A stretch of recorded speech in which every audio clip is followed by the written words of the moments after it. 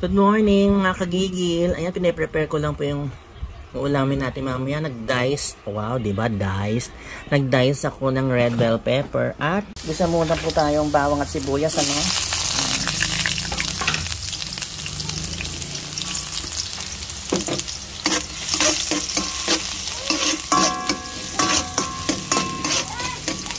Natin yung giniling. Ano? Yan. Gigisa po natin maigit ang giniling, ano?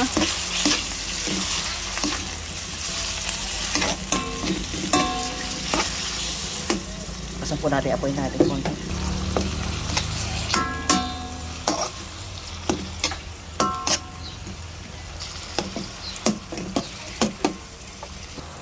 Ayan, isabay na po natin itong red pepper.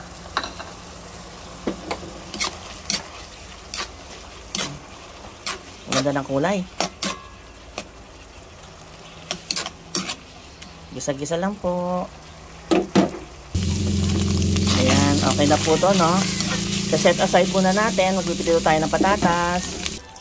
Ayan, piprito muna ng patatas natin, ano? Prito-prito muna ng patatas.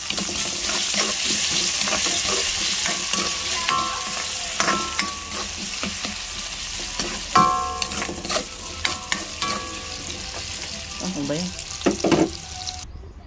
Ayan, no? Tapos maglalagay tayo ng itlog.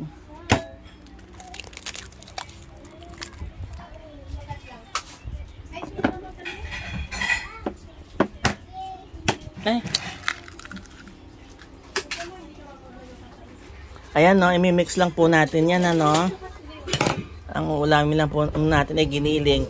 Pag na-mix po natin to, ihiwalay po natin yung, ano, patatas, kasi yung kapatid kong hindi maarte sa pagkain, ayaw ng ng pasas, ng raisins dito, no? Okay. Hiwalay natin yung para sa kanya. Kakaya kasi sa kanya, eh, no? Tapos maglalagay po tayo ng pasas, ano? Yan. Ihalo na rin po natin. Yan. Ang ulam po natin, ay ano tawag dito? Giniling. Wala, giniling. Yan. Ready na po for frying. Yan, iniinit na po natin yung dahon ng saging. Ano? Dahon ng saging ng saba ang gagamitin natin.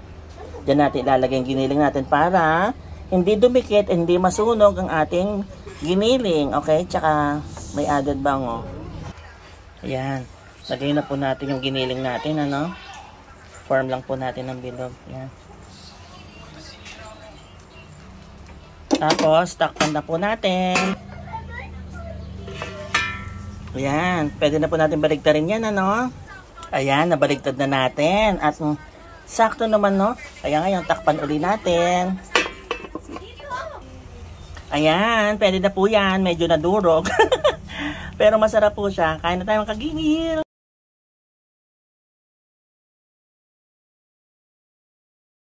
Ayan na, mga kagigil. Diyos ko, sarap-sarap ng ating tortang giniling. Ayan. Tapos meron tayo dito atsara, bigay ng auntie ko. At meron pa tayong Spanish sardines. Bigay ni Sis Lily Liedo. Thank you, sis. Ayan. Sarap ng ating pananghalian. Kain na tayo mga kagigil.